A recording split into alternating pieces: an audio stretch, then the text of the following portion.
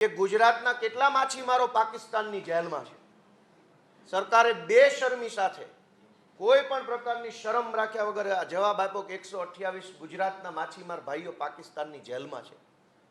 પાકિસ્તાન જેવા દેશ પાસેથી ગુજરાતના માછીમારો આ 5-5 એન્જિનની સરકાર છોડાવી નથી શકતી ને વાતો મોટી મોટી વિશ્વગુરુ બનવાની કરે છે। ભાઈ, વિશ્વગુરુ નથી બનવું। ગુજરાતના છેવાડાના દરિયાકાંઠેથી ભૂલથી પાકિસ્તાનની બોર્ડરમાં ગયેલા આપણા પકડાયેલા માછીમાર ભાઈઓને છોડાવો। ચંદ્રની વાતો, મંગળ ઉપર જવાની વાતો, 5 ટ્રિલિયન ઇકોનોમી, વિશ્વગુરુ 128 ગુજરાતના માછીમાર ભાઈઓ તો છોડાવી શકતા નથી અને વાતો કરે છે વિશ્વગુરુ બનવાની।